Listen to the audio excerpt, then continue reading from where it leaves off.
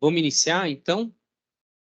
Agora a doutora Betina vai fazer uma apresentação sobre orientações para o estágio ser bom para todo mundo, né? Melhor que o microfone. Melhor que o microfone. Deixa.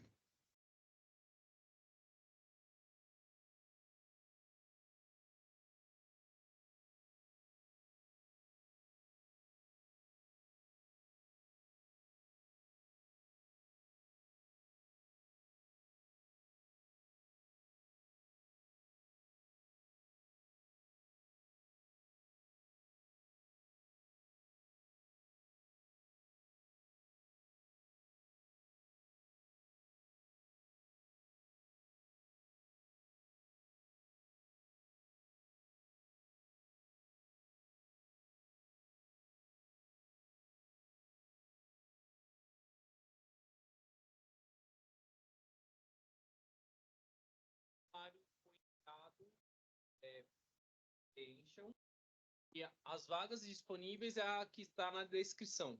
Então, nem tudo que eu falei ali vai estar disponibilizado. Tá ok? Daí eu acho que todos têm meu e-mail, né? Eu mandei e-mail para todo mundo durante esse processo seletivo. Guilherme Cavalcante, acho que nem me apresentei.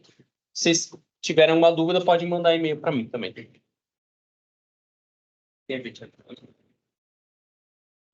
Acho que tá.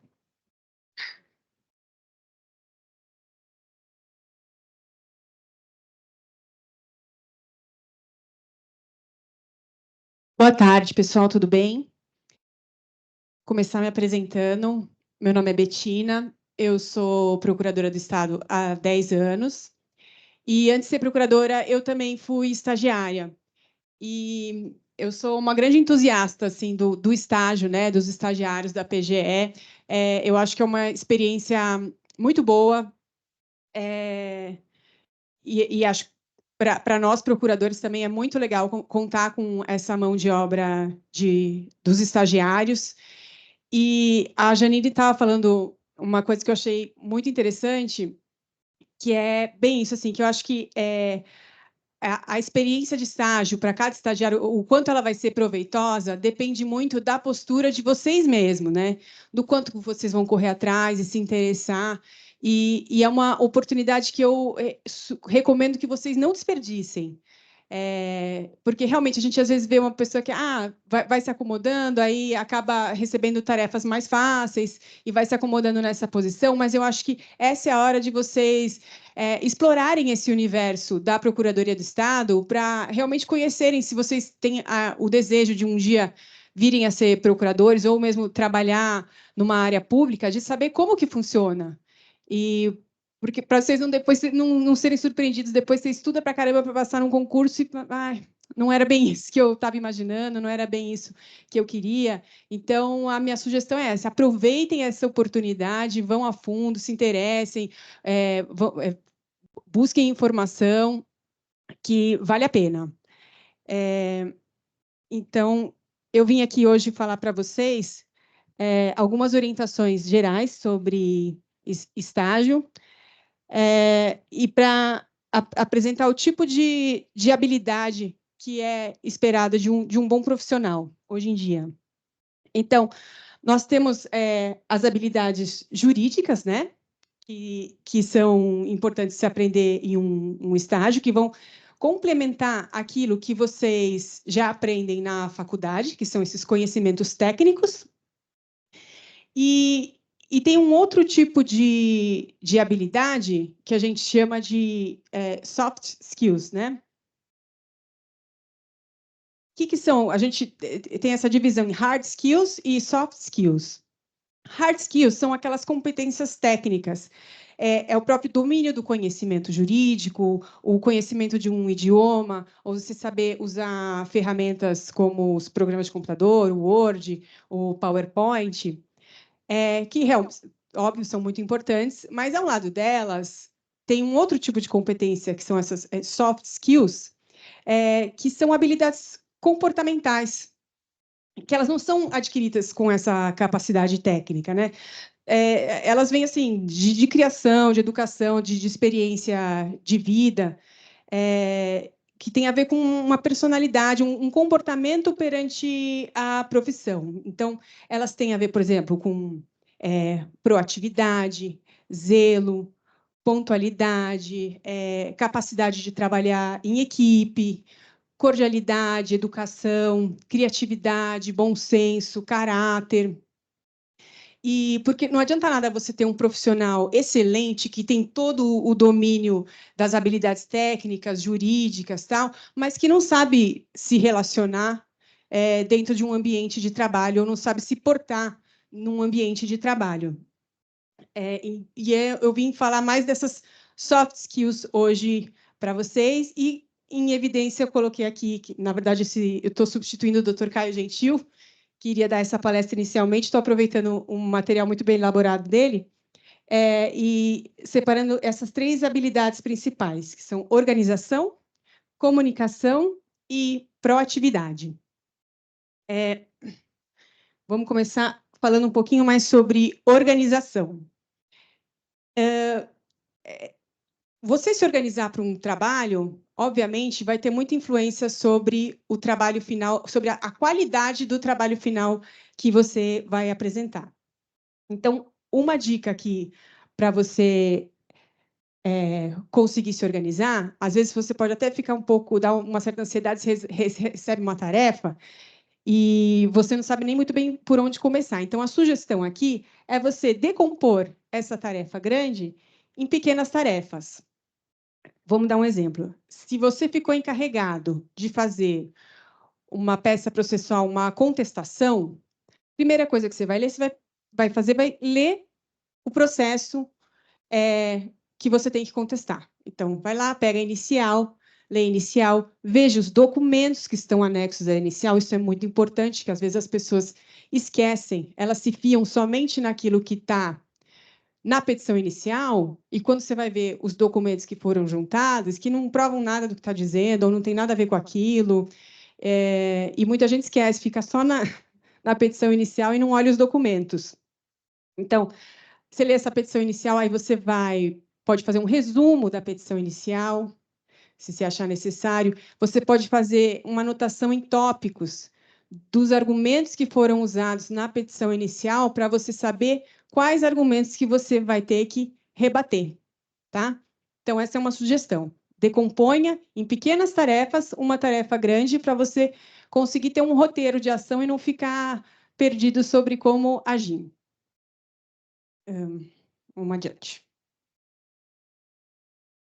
Também sobre organização, às vezes vocês vão receber algumas tarefas com um pedido de que elas sejam entregues num curto prazo. Então, vocês vão ter que também saber se organizar com o tempo de vocês. E desempenhar uma tarefa de forma ágil tem muito a ver com o tópico seguinte, que é ter foco. Porque se você precisa ser ágil, você vai ter que se concentrar naquela tarefa para conseguir dar conta dela de forma rápida, né? E, hoje em dia, foco eu acho que é um problema comum, a dificuldade com o foco é um problema comum a todos, né? Porque a gente tem aí rede social e internet, muita demanda, muita coisa disputando a nossa atenção o tempo inteiro. E, às vezes, a gente está lá trabalhando e lembra de olhar um e-mail e ver uma rede social, aí você quer fazer uma pausa. Isso tudo atrapalha, né? Porque quando você trabalha concentrado numa tarefa, o pensamento flui e você consegue resolvê-la de forma mais ágil. Então, uma dica aqui que eu trago para vocês que, quando eu estava estudando para concurso, eu colocava o celular longe, põe dentro da mochila, dentro da bolsa, e coloque assim metas de tempo de foco total. Nem que seja comece pequeno, tipo, põe 5 minutos, deixa um alarme, alguma coisa. Nesses 5 minutos, você não pode pegar o celular para olhar, não pode abrir uma página de internet, uma rede social, e depois de 5 minutos é como se fosse um pequeno prêmio para você pelo seu foco. E você vai aumentando esse tempo. E, para mim, funcionou bem. É uma dica que eu dou até para quando vocês estiverem estudando para a prova, tal. porque é complicado, né, gente? Todo mundo sabe como é que é esses atrativos da internet de ter o mundo na palma da mão num celular, né? Isso. Agora, controle de prazos. Nós somos advogados, né? Não adianta nada você fazer a melhor defesa do mundo, a melhor contestação, se você entregar ela fora do prazo. Não valeu para nada, né? Às vezes é melhor entregar uma contestação ruim do que uma contestação maravilhosa fora do prazo, que ela não vai servir para nada. Até que, assim, dentro da... A gente sendo fazenda pública, a gente tem um benefício aí de não se aplicarem os efeitos da revelia para nós, mas não vamos entrar nesse assunto agora. Mas, enfim, o que eu quero falar assim, quando vocês receberem, tiverem com várias tarefas para fazer, se organizem olhando qual delas tem o prazo mais curto e comece por ela, né? Porque às vezes a gente quer começar, sei lá, pela mais fácil e aí depois você chega, passa apuro em cima da hora porque você tem que entregar lá rápido e às vezes tem imprevistos, né? Às vezes, por exemplo, eu na minha agenda eu coloco tudo com um vencimento antes do vencimento real, porque a gente tem vida pessoal, às vezes a gente pode ficar doente, não conseguir trabalhar, um dia ficar de cama, tem família que pode precisar de um socorro, um filho, um pai, enfim, né? É a vida. Então, não deixem para a última hora, né? Em especial, vocês estagiários que são uma mão de obra de apoio de um procurador, porque quando vocês terminarem o trabalho de vocês e passar para o procurador, ele ainda vai ter a tarefa de revisar aquilo, né? Para poder protocolar.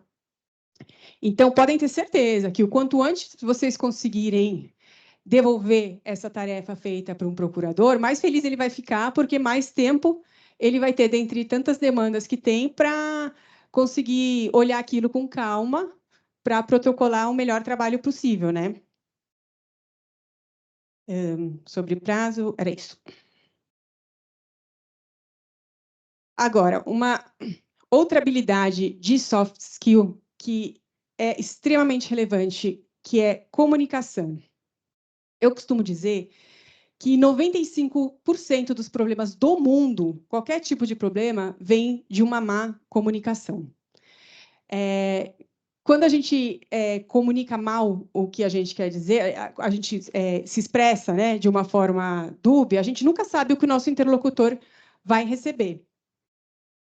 Então, assim, quando vocês receberem alguma tarefa, primeira coisa, olha para aquilo, leia, né, escute a orientação e pense se você ficou com alguma dúvida daquilo.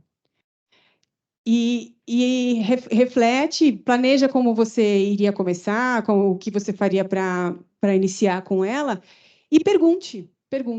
E quanto antes você perguntar, melhor. Porque quando o procurador te passar uma tarefa, ele vai estar com aquilo fresco na cabeça dele, porque ele teve que ler e entender o que fazer para poder te explicar o que é para fazer. Então, já dá uns 5 minutinhos ali, 10 minutinhos, lê e fala assim, olha, entendi, não entendi, e já pergunta na hora. É muito pior vocês guardarem a dúvida querendo ficar no achismo. Eu acho que é para fazer isso, e depois você pode até perder um tempão fazendo uma coisa que não era para fazer, né? E quando você poderia ter resolvido numa simples pergunta, olha, eu não entendi isso, tal.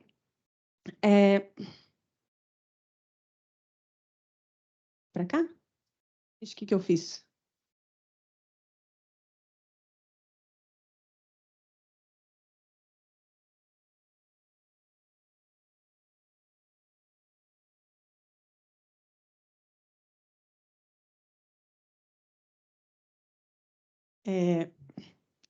Sobre... acho que, peraí.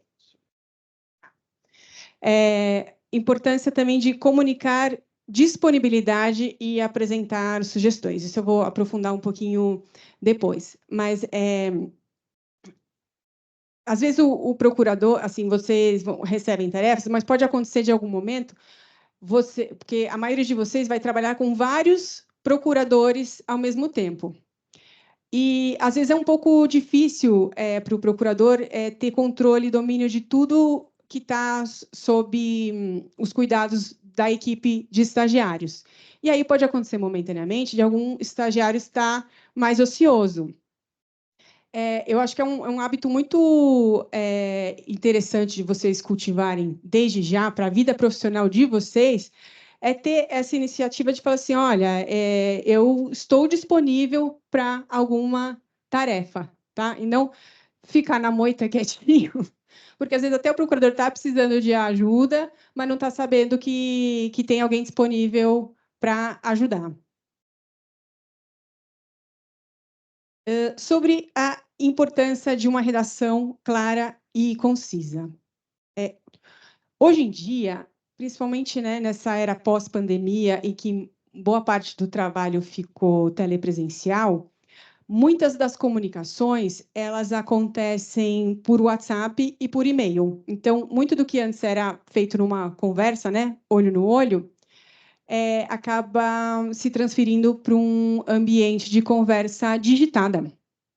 E daí aumentou a importância de você se expressar na forma de texto de uma forma clara e concisa, né? Então, assim, sempre que você escrever um e-mail ou uma mensagem de WhatsApp, a dica é leia antes de enviar, para você ter certeza de que aquilo que você escreveu vai fazer sentido para quem está lendo. Porque, às vezes, a gente, na pressa, né, digita rápido, como se a gente estivesse falando, mas quando você para ler, você vai ver que gerou um sentido duplo, não dá para entender muito bem, porque você não tem aquelas, como é que fala, a delicadeza da fala de pôr uma entonação aqui, né? E às vezes um ponto ou uma vírgula que falta numa frase muda o sentido dela. Então, certifique-se de que quem vai ler vai conseguir entender a mensagem da forma que você gostaria de passar, né? E uma outra dica, por exemplo, então, quando você estiver nessa comunicação de WhatsApp e tiver uma série de perguntas feitas para você, dá um responder em cima de cada pergunta para quem está recebendo a mensagem saber qual é a pergunta que você está respondendo. Porque, às vezes, a pessoa faz, sei lá, 5 perguntas e o outro responde sim, mas sim para qual, né? Então, responde em cima. Isso também facilita para que não fique nenhuma pergunta sem resposta, né?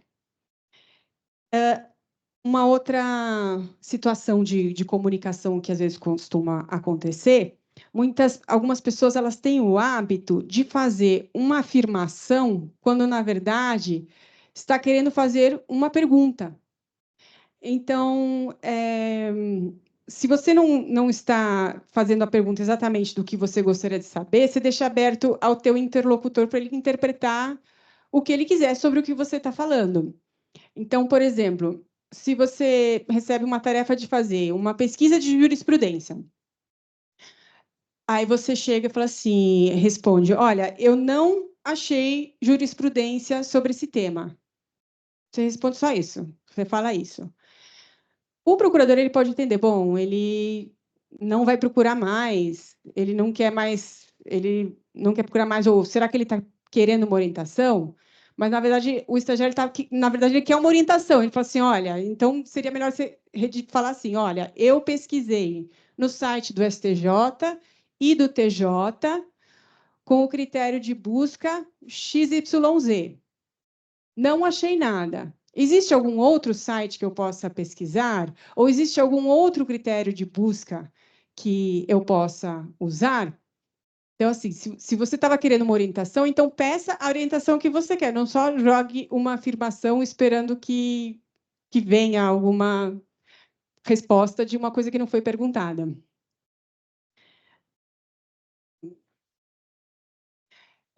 Agora vamos falar um pouco sobre redação clara e concisa.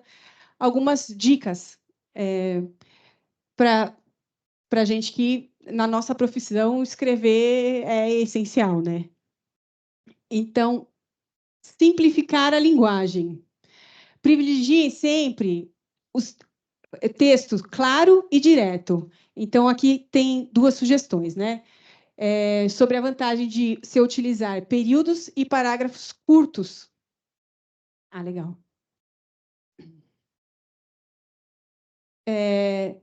Utilizar períodos e parágrafos curtos, porque às vezes você começa uma frase, você vai escrevendo tanta coisa que quando você chega no final da frase, você já não lembra como é que começava, quem está lendo não lembra como começava a frase, né? E tem até aqui a frase de Graciliano Ramos: escrever é cortar palavras. Aqui em cima, um exemplo de como não deveria ser feito, né? Desse modo, desnecessário maior discurso acerca do tema, visto que, conforme a documentação anexa, inexiste previsão contratual para aplicação da penalidade objeto dessa demanda na forma realizada pela ré, motivo pelo qual o ato administrativo sancionador deve ser declarado nulo. É muita coisa, né? Agora, se a gente fala desse modo, o ato administrativo deve ser declarado nulo, porque inexiste previsão contratual para aplicação da penalidade questionada nessa demanda. É muito mais fácil de entender, né, gente?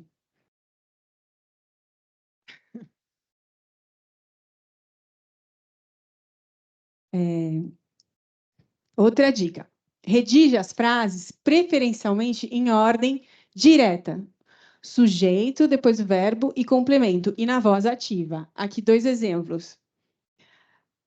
A sentença foi, por maioria de votos, reformada pelo venerando acórdão ora recorrido.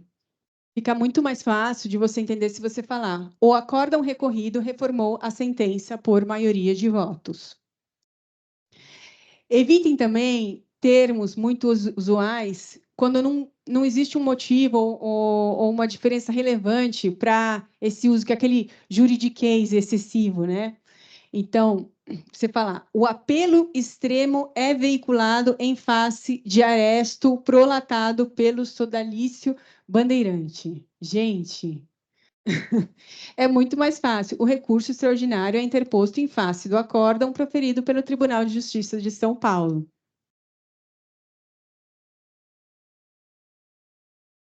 Agora, vamos falar sobre proatividade. Gente, esse momento assim de estágio, vocês já estão iniciando a vida profissional de vocês e vocês já estão construindo hábitos que vocês vão levar para o resto da vida profissional de vocês. Então, certifiquem-se de que serão bons hábitos, né? E proatividade é uma característica muito legal de vocês cultivarem. E em qualquer área que vocês queiram seguir, mesmo que vocês desistam do direito, vão fazer qualquer outra coisa, proatividade é sempre uma característica muito bem-vinda dentro da seara profissional. Tem até um exemplo de desculpa, vamos falar aqui primeiro. Atenção para como os fluxos de trabalho são organizados e iniciativa de propor melhorias. Gente, a mão de obra de vocês tem valor. Se vocês estão fazendo alguma tarefa e vocês veem que ela pode ser desempenhada de uma forma melhor, de uma forma mais eficiente, falem, sugiram. Vocês têm também toda a liberdade para contribuir para que a procuradoria seja melhor, o trabalho seja melhor feito, desempenhado de forma mais eficiente. E vocês têm um olhar jovem, vocês conhecem ferramentas que talvez a gente não conheça, né? Eu sou um pouco mais velha, eu não sou nata digital, né? Eu fui aprendendo ao longo do caminho. O meu último estagiário ele me ensinou a usar o ChatGPT, que é uma ferramenta ótima também. Então, não tenham vergonha. Se vocês acham que vocês podem contribuir, falem. Proponham as ideias de vocês, tá?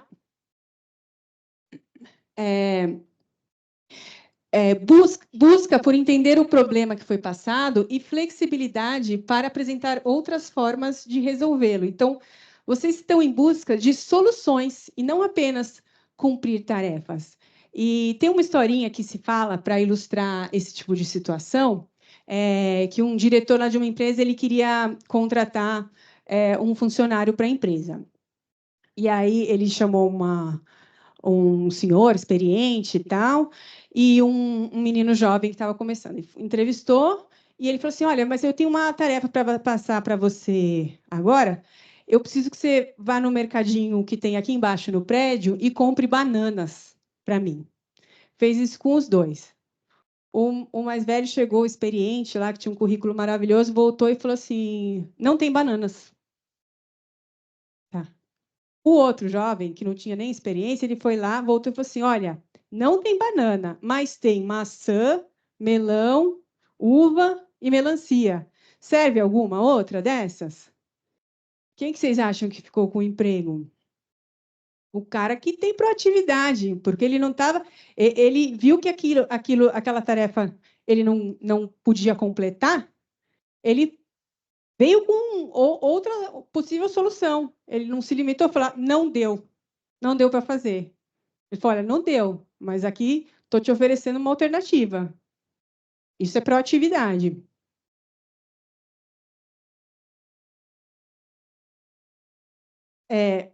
Agora vamos falar um pouco de uma competências, né, que já são um pouco mais técnicas, né, de habilidades importantes para aprender num estágio de contencioso dentro da advocacia pública.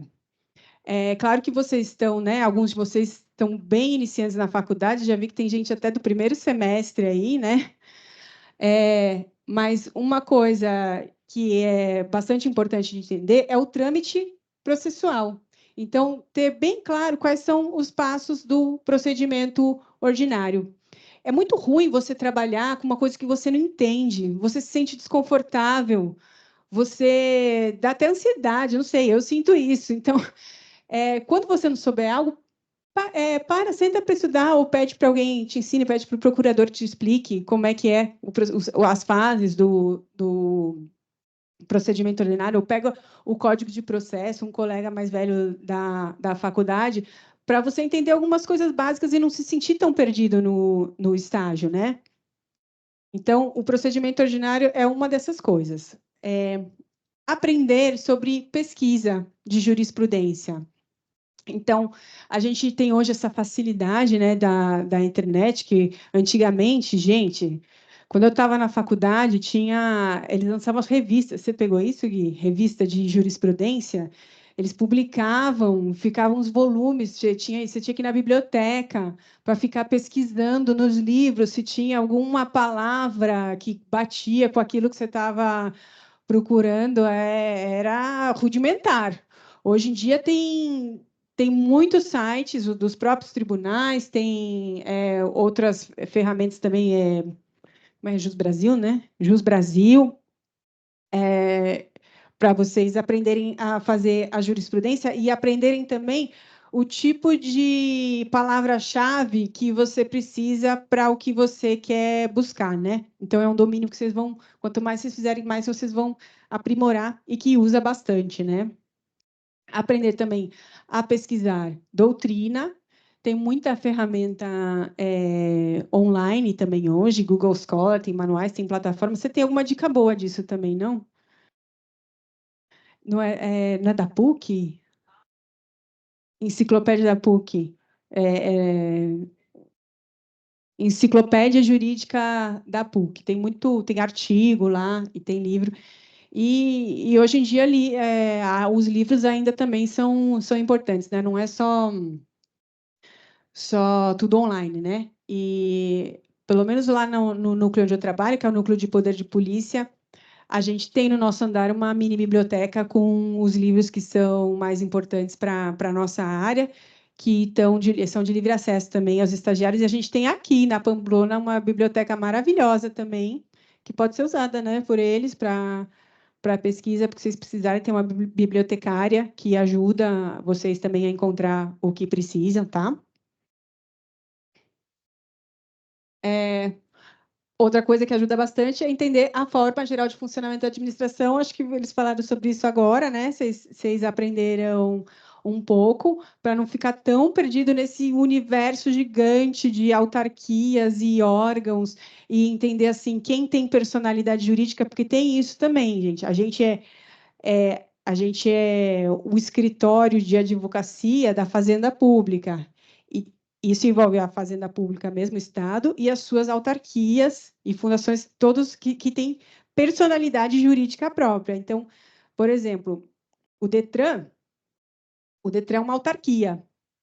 Quando alguém quer, sei lá, cancelar uma multa, anular uma multa que tomou de trânsito pelo Detran, ela vai entrar com a ação, não é contra o Estado de São Paulo, é contra o Detran, porque o Detran tem personalidade jurídica própria. É diferente, por exemplo, alguém que quer uma vaga na escola estadual, sei lá, o nome da escola. Tanto a escola quanto a Secretaria de Educação não tem personalidade jurídica própria, é um órgão dentro da administração. Nesse caso, quem você tem que processar é a Fazenda Pública, é o Estado, tá? Isso é importante para vocês saberem, porque se entrarem com vocês tiverem que contestar uma ação que a pessoa está querendo uma vaga numa escola e processa a escola ou a Secretaria de Educação, você vai falar ilegitimidade. Eles não têm personalidade jurídica, tem que processar a Fazenda Pública do Estado, tá? E aqui também aprender a forma geral de escrever uma peça. E, novamente, falamos da importância de clareza e de coesão na redação. E aqui eu queria falar uma coisa para vocês que eu também sempre falo para os meus estagiários, porque assim, a gente tem várias formas de argumentar numa peça, né? A gente pode usar um argumento de autoridade, que a gente fala, apresentando um doutrinador famoso, falando, olha, o Fábio Lhó Coelho fala isso, o Pontes de Miranda fala isso, você traz, isso enriquece a sua argumentação, porque você está falando, eu estou do lado de gente importante que fala isso. Você pode também trazer jurisprudência. Fala assim, olha, o STF decide assim. Então, você tem que, juiz, você tem que decidir igual para o meu caso, porque é assim que a jurisprudência decide. Mas eu falo que, às vezes, a forma como você conta a história é o que faz mais a diferença. Porque, assim, muitas vezes, assim, a doutrina, a jurisprudência, o juiz conhece, mas a forma como você apresenta os fatos para ele pode fazer toda a diferença, porque às vezes ele não vai nem entender o que aconteceu. Ele não vai entender os fatos para poder decidir sobre ele. Então, ele precisa entender muito bem os fatos. E, assim, eu não estou falando aqui de mentir, hein, gente? Mas é que, às vezes, você pode contar uma história sem contar nenhuma mentira, mas colocando cores mais favoráveis para que a interpretação daqueles fatos, a interpretação jurídica deles, venha a seu favor. E aqui eu estava pensando sobre isso esses dias, né, do que eu ia falar para vocês, e eu vi essa placa aqui na Drogaria São Paulo, que ela passa uma mensagem, está escrito, essa vaga aqui é sua, fique tranquilo, ela está reservada por 20 minutos, enquanto você estiver em nossa loja. Gentil, né? É gentil. Mas ele poderia ter escrito vaga exclusiva para clientes da drogaria somente por 20 minutos. Ele ia estar falando a mesma coisa, mas de uma forma mais grosseira. Porque quando eu li, eu falei, ai, que legal, né? Eu posso usar essa vaga por 20 minutos, mas ele poderia ter falado a mesma coisa de uma forma muito grossa. Falou assim, ó, não vai ficar mais que 20 minutos aqui. Essa vaga é só para quem vai comprar alguma coisa aqui na minha loja, entendeu? Então, é isso que eu estou querendo dizer. Existem muitas formas de vocês falarem a mesma coisa e tentem escolher a forma que vai ser mais favorável para vocês. Isso aqui já foi. Aqui uma questão mais técnica, digamos assim, sobre como escrever, né? Não do ponto de vista da redação mesmo, mas dividir o texto em tópicos e subtópicos é muito útil, em especial nesses tempos em que o Poder Judiciário está atolado de processos e, muitas vezes, os juízes fazem, a gente sabe, porque a gente também faz isso muitas vezes, uma leitura dinâmica das peças. Quando você divide o seu texto em tópicos e subtópicos, evitando, né, uma enciclopédia gigante sobre o assunto, você foca no que é essencial e você meio que forma como se fosse um índice, assim, que o juiz ele vai ele vai bater o olho nos seus tópicos, ele já vai saber do que você está falando, né? Sem precisar se aprofundar muito e não vai perder nenhum dos seus argumentos. Porque se você escolhe fazer um bloco, assim, escrever tudo, ele pode perder alguma, né? Na pressa, tentando fazer uma leitura rápida, ele pode perder alguma informação importante. Então, é isso. Além de facilitar a localização das informações, a divisão também torna a argumentação mais concatenada e, consequentemente, mais clara. Deixa eu ver o mapa. Peraí.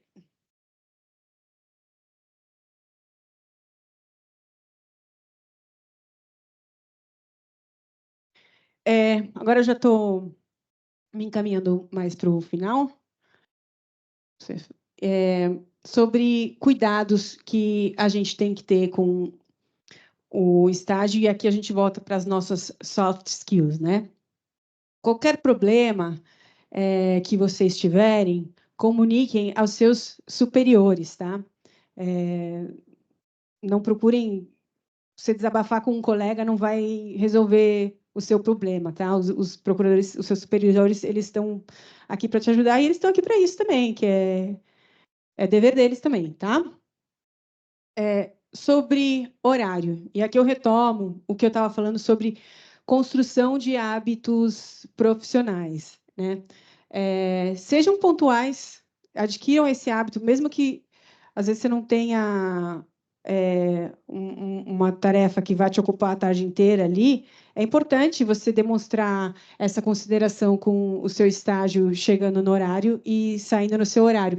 Se você tiver algum problema com isso, precisar chegar mais tarde, hoje vou apresentar um trabalho na faculdade, ou eu preciso sair mais cedo, ter uma consulta, fale com o seu superior e comunique ele, porque pode ser muito desagradável se o seu procurador responsável por você precisar de você, vamos supor, final da tarde, dentro do horário de estágio de vocês, e o procurador precisa protocolar alguém vai lá protocolar uma peça física correndo, e ele liga para você e você não está lá, porque você decidiu sair mais cedo e não comunicou. Isso pode ser bastante desagradável, tá?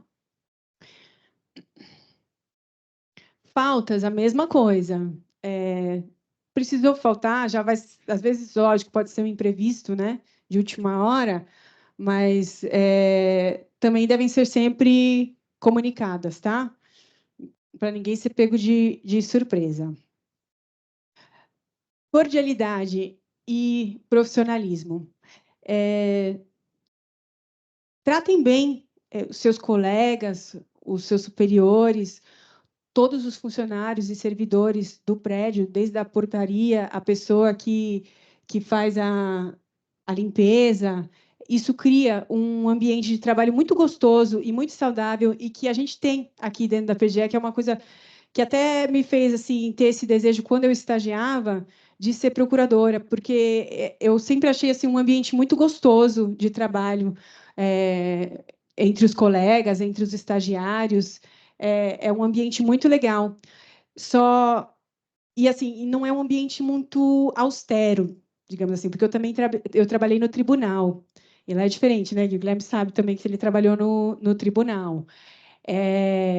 Tudo muito mais reservado, você tem que, né, ter uma postura muito mais séria. Mas tenham muito cuidado para não confundir esse ambiente gostoso e, de certa forma, descontraído da PGE e acaba caindo numa postura que não é muito profissional, né? Porque ainda é um ambiente de trabalho. Então, assim, ficar falando alto, gritando, dando gargalhada muito alta, sentando em cima da mesa, ou até na forma como você se veste, né? Tipo, na PGE não é um ambiente assim de muita formalidade, mas também não é para vir de chinela havaiana, né? De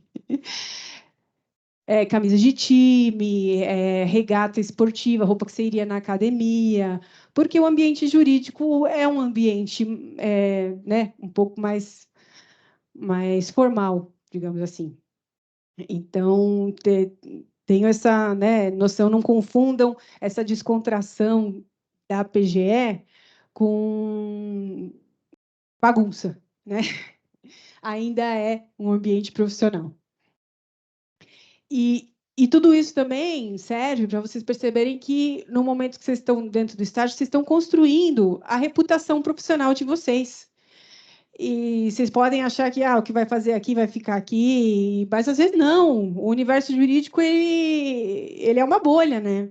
Então, às vezes você está trabalhando aqui com alguém que vai ser seu colega futuramente, e o que você faz, se você, né, não tiver uma conduta profissional séria, isso pode vir a refletir em algum outro momento futuro da sua vida. E é sério mesmo isso, gente, é sério mesmo. Você trabalha como... Eu trabalhei em escritório, como estagiário, no tribunal, aqui na PGE, e as pessoas se conhecem, as pessoas se falam, eventualmente, futuramente você vai, sei lá, pleitear emprego num escritório de advocacia, que vai ser do marido da procuradora de quem você estagiou, e você vai já estar construindo seu nome, né? Se você tiver um bom nome, ou mesmo até assim, você fez estágio aqui na PGE, que daí é o networking, né?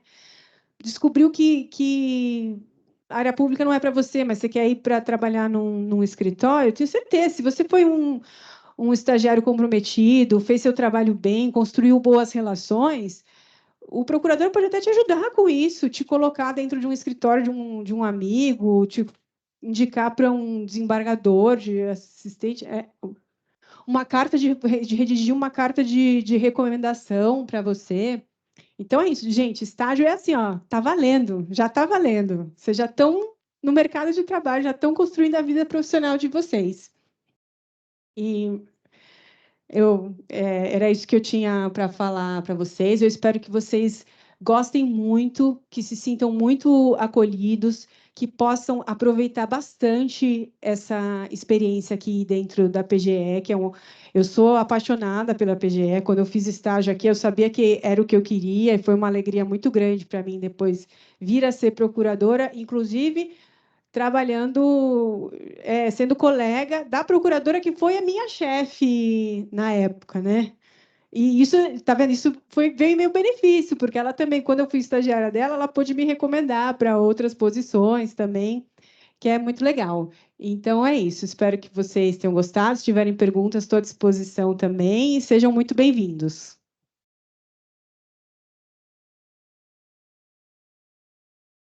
Obrigada.